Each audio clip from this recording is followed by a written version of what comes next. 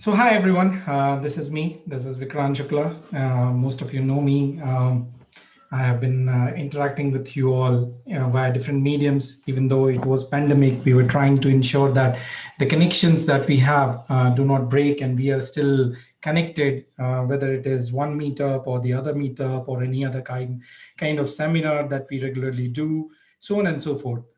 So, with that said, I'll quickly give you a short introduction about myself again because I like to publicize myself as a super man, and I really appreciate you all accepting me as that. This it was Meet Magento 2020 in February, same day, February 4th in Mumbai when we introduced this coined this term, and it was everyone appreciated it.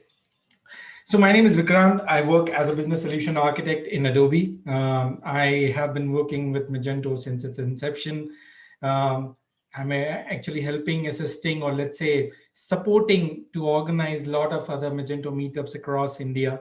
And I feel proud about it that I'm able to stand with the community in each and every places. I get opportunity to speak at multiple global events, which actually keeps me connected with the community, and I really love and appreciate the fact that the community loves to hear from me.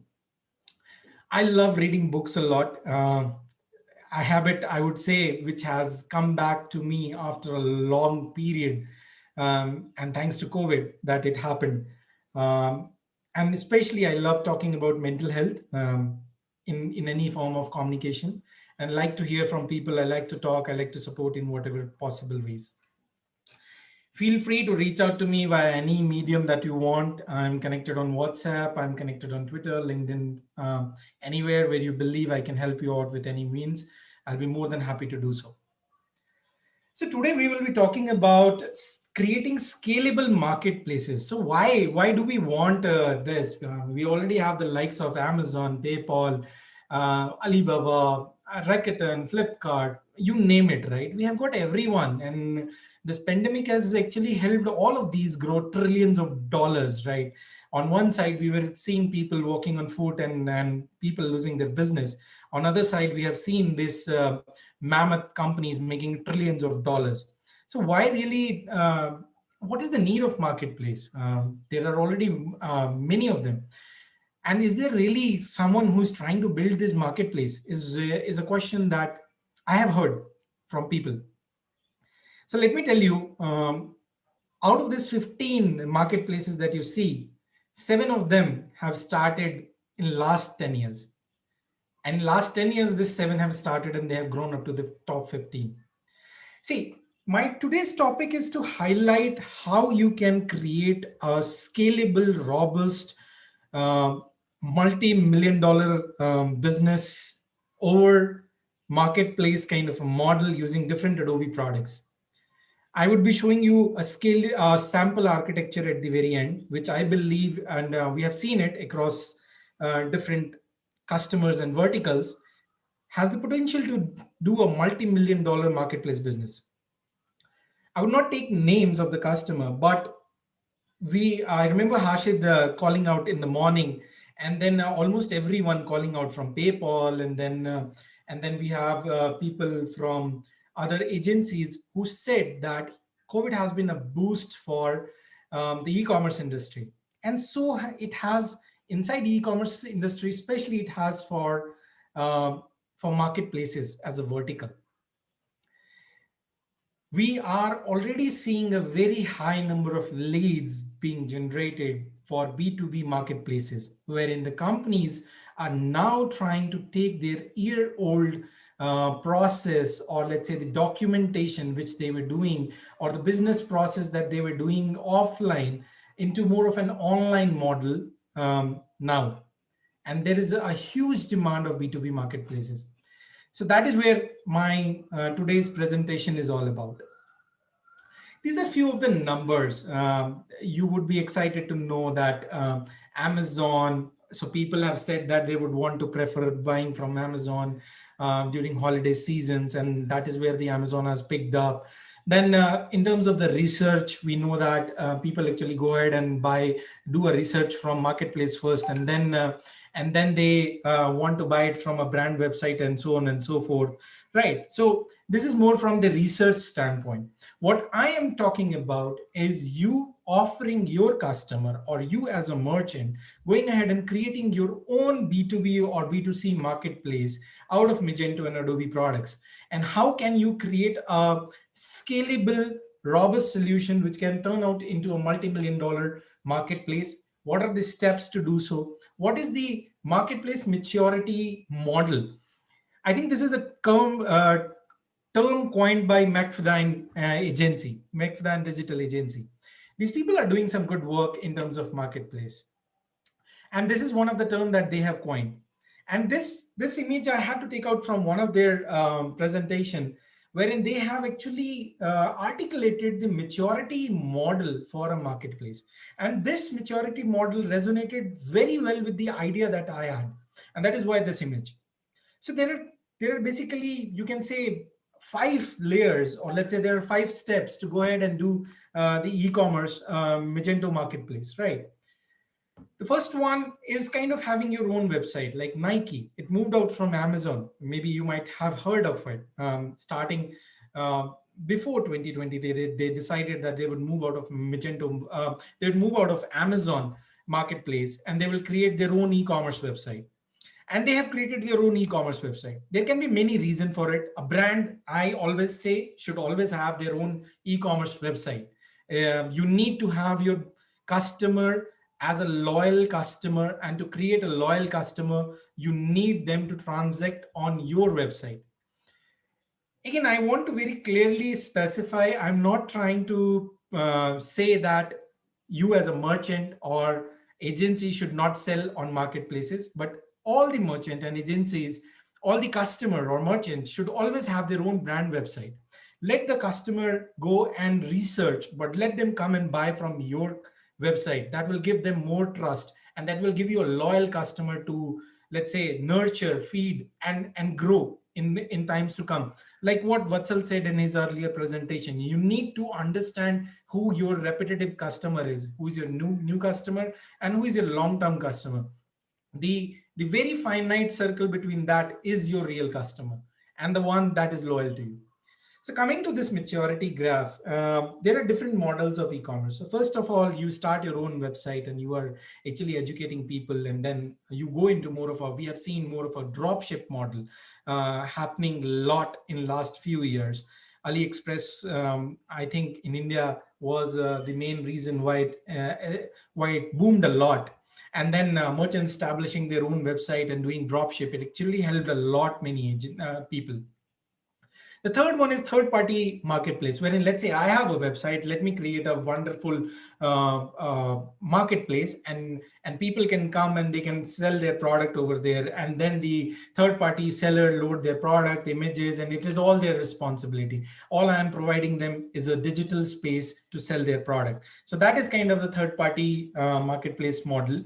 The other one is quantitative management, wherein, let's say, it's the responsibility of the company to procure the product, do physical inventory, do physical management, and then sell the product over using its own name and brand. So that is more of that is the more mature method of marketplace. The last one, the nirvana stage that we all see, the likes of Amazon, Walmart, Best Buy, or Alibaba. That is the nirvana stage. Yeah. So that is the nirvana stage, right? Wherein how the marketplaces are growing, and they are taking care of the end-to-end delivery and procurement and sales. So they are procuring the product, they are taking care of everything, and then they are ensuring that you as a customer are going to get everything that you need under one brand, right?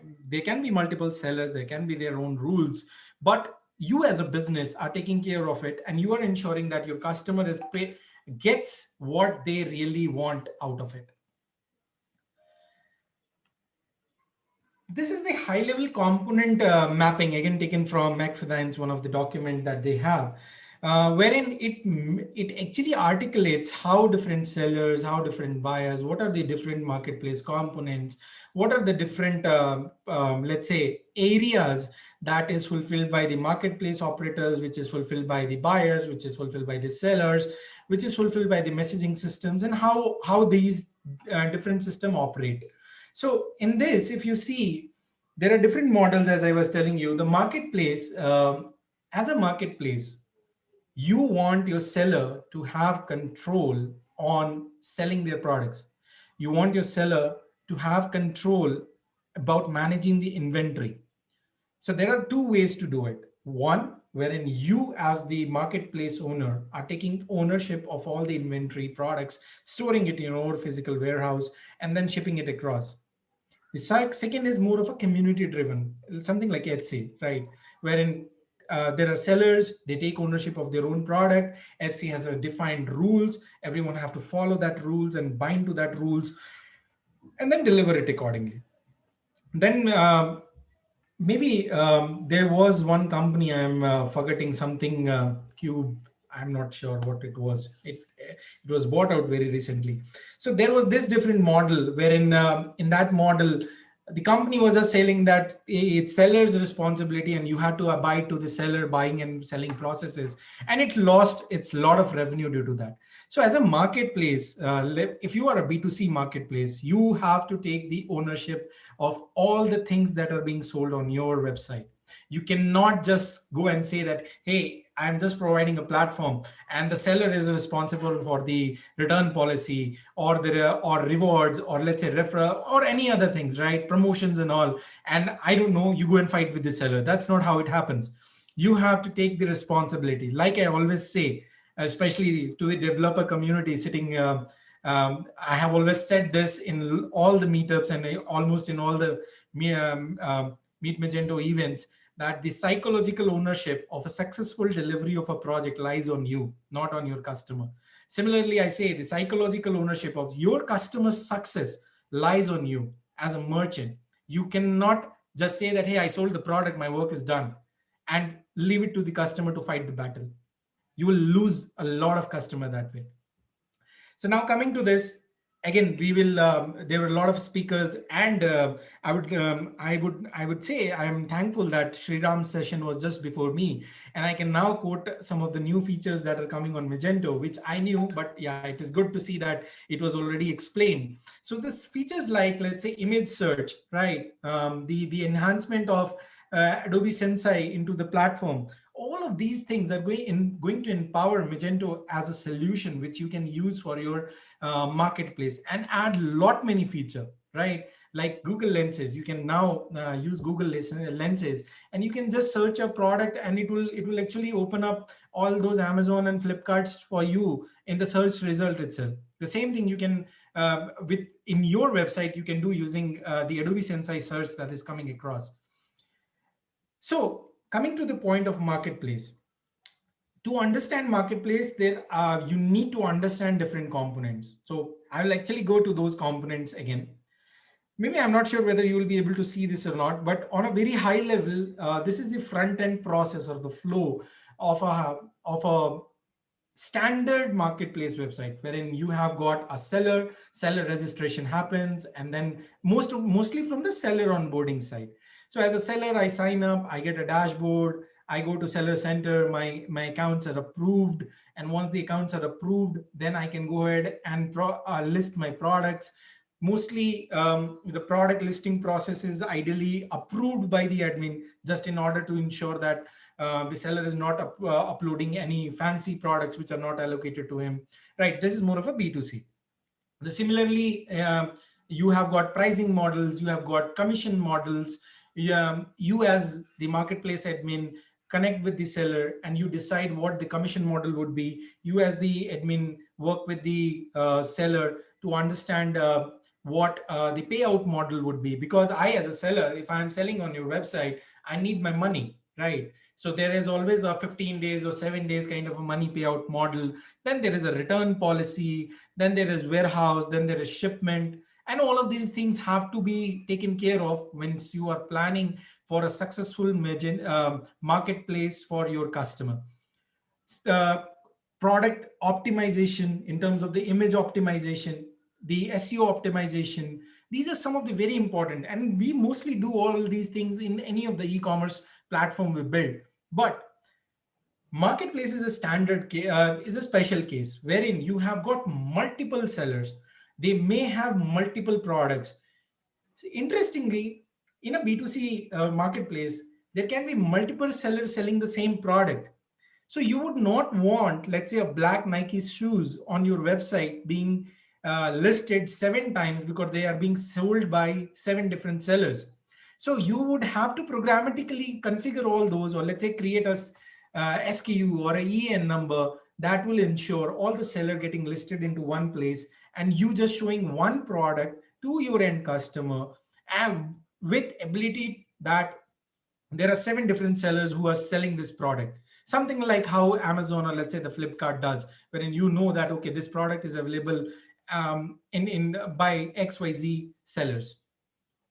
So the see, coming to the taking that conversation ahead, the key features, right? Seller management, content management, very important, right? The reason is um, seller A can have a different content written for his product. Seller B can have a different content written for his product, and could have a different language for your B2C or B2B marketplace, wherein you would want where you'd want your customers to read that language. So optimizing the content is very important. Marketing and automation, right? You would want to promote all your sellers equally. At least sellers will want that you on your marketplace are promoting them equally. That is where they would get the value. Or you can create some kind of a promotional revenue generation model for yourself with all those marketing and automation processes. Product information management, it's not just about the content, it is about attributes, it's about what information you want to show on the website. So all of those things have to be managed. Digital asset management, images. Without proper appealing images, you cannot have a good e-commerce website. So how do you manage the images? That is a very important question. So for the developers out there, agencies out there which are working on marketplaces, these are some of the very important questions to ask your customer who comes to you to get an e-commerce marketplace made. How do you manage your digital asset? What will you do? How do you want us to ensure that the image quality across different seller is same? Do you have some kind of a rule setup, or will you be providing image catalog to the sellers? Personalization, we have spoken about this almost whole day. Everyone has touched upon this topic, personalization, starting from the keynote till earlier sessions that I have heard. This is very important, really important, especially at this time wherein we are now more digital. We really want everything at the click of the button. I think the number, I don't have any report to justify it, but I think the number which we had earlier from Google, which said that if a customer is not staying more than 5 seconds on your website, they will move away. If you're not able to, let's say, attract the customer in first 5 seconds, they'll move away. I think those seconds are should have decreased by now. It should be 1 or 2 seconds, because if I don't see what I want to see, I will just move out. I would go ahead because there is a lot many other options in the market to do so. Commission management. This is really important when you are talking to your client planning for a Magento marketplace. Ask, how would you manage your commission? Sometimes different, let's say, merchant wants commission to be categorized based on the categories or on products. Because let's say if I'm selling a diamond, I would not want 10% commission. Whereas on the same marketplace, if I'm selling a t-shirt, maybe I would want 15% of the commission for the t-shirt that is sold. So sometimes the commissions are set based on the products, sometimes they are set based on the categories the product are listed into, and sometimes that they are general across the marketplace. So this is very important to understand these points. Catalog management, who would do the catalog management? How would it happen, right? How would it process? How often would be the catalog updated? Search features and functionalities. Now, I have seen cases wherein the clients wants that if I come on the marketplace, I should be able to select a merchant first.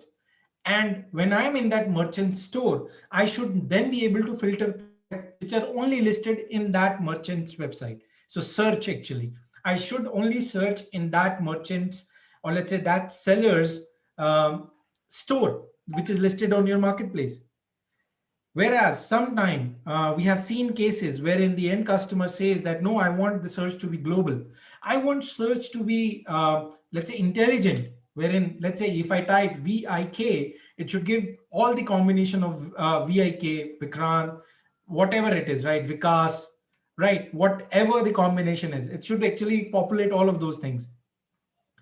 Remembering the search, right? What I searched last time, I should, we have seen, especially in B2B cases, we see that the merchant comes with the request that, hey, my search query should be cached so that my merchant, when they come next, they should not go ahead and search the product again on the website. Rather, they should just see the search history, take the product from there. So these are some of the really important parameters which you as developer community, when you are getting into a project which is kind of a Magento marketplace development, should ask your customer before you get into the development phase. The other one is warehouse management, WMS, OMS, right? Loyalty and reward mechanism. How do you do it? How do you create a loyal customer on your marketplace? Who would be paying for that loyalty? Will it be the seller who would be paying the commission, let's say, from their commission, or will it be the main marketplace which will be paying for, let's say, the discounts that are going to happen? For example, let's discuss about Amazon Prime Day, right? Or let's say the Diwali or New Year sales that happen on Amazon and Flipkarts. So who pays for that? How can you get a 1 lakh rupees phone in 45,000 or let's say 55,000? Is it the seller going to bear all those loss, or is it Amazon going to bear all those loss? So these are some of the things that once you are planning for a marketplace, you certainly need to ask your customer what are these things um, which will define the complete implementation strategy.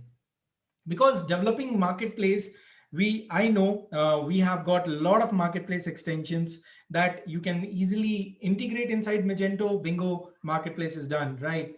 It's not that simple. There are a lot of business rules that you need to dig and then be able to plan your architecture accordingly. One another, I think I not mentioned over here, number of SKUs and number of line item in cart. So these are some of the very important topics, because we have seen, or at least I can say, I have been exposed to a few of the projects wherein there are more than 300 or 500 line items in a cart, and that actually impacts performance. So how do I plan for it? How do I create my architecture so that tomorrow, once my merchant reaches into that direction, they don't have to face such problems? With this, let me share you a sample architecture document, high level architecture. Again, this is sample. It is not what I say should be blindly followed. And this is just a sample created, which is to highlight how different Adobe products could be utilized to create a complete headless e-commerce architecture for your marketplace. So I'll start my mouse icon to give you more idea. So this is the customer layer. We can expect the customer to come from any of these channels, right? This is the front end layer. You can fulfill the front end using PWA or AEM, right? AEM can be utilized in more of a headless manner to fulfill your front end engine for your e-commerce store. This is the API gateway wherein you can use. This is the microservices layer wherein you can which will talk to your front end in a service isolation manner. Then we have the core commerce engine sitting headless inside here. And then we have Magento Marketplace extension. So you can use any of the Magento Marketplace extension based on your requirement. We all know their name. They are quite popular. So you can choose one of them according to your client's need. You can plan to use one of them. that's completely up to you. So inside Magento, you would see product management, payment integration, site promotion, personalization. For personalization, you can either use Adobe Target or Adobe Sensei, which is kind of natively inbuilt inside Magento. If you need a deeper penetration into personalization, you can certainly go ahead with Adobe Target.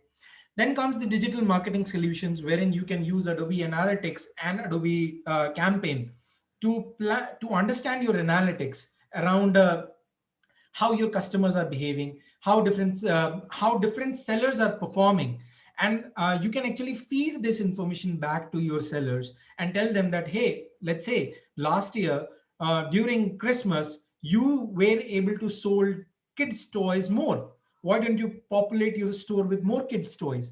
So that way you will empower your sellers to go ahead and plan with some data rather than just buying a lot of stuff in their shop. Campaigns, you can actually plan how you want to do campaigning around Magento, around Adobe Campaigns, and it can integrate headless with Magento. AEM and Magento, I remember there was a question earlier in this session, in earlier session around SIF.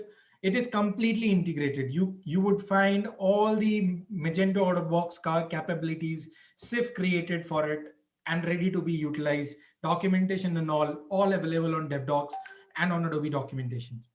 Then you have got middleware. It can be any middleware that you want to use. Because the reason why I say middleware is because we are talking about an enterprise grade e-commerce marketplace platform over here.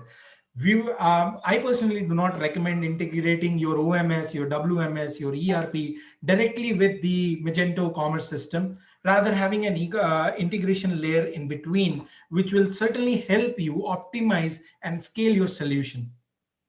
Then we have got different, let's say, business specific implementations. I have seen implementations like, let's say, hey, I've got my own personalized warehouse. I want to integrate that. That can be system 1, system 2, system 3.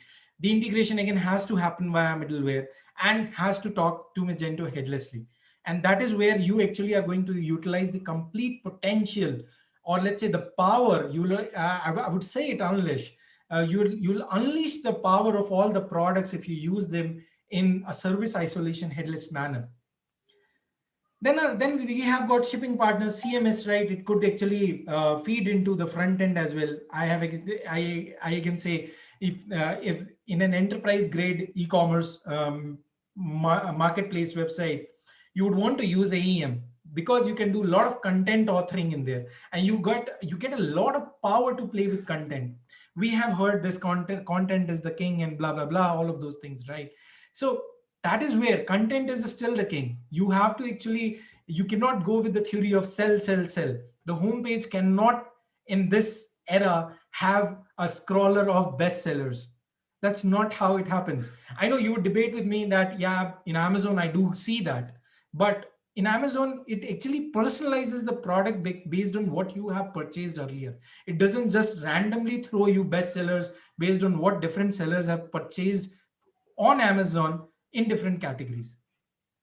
ERP systems and then data lakes. And then these are some of the external systems which can connect based on your needs, right? Like WhatsApp, like ARVR, like customer loyalty, like gift coupons, like chatbots, automated tools, and other basic business requirements.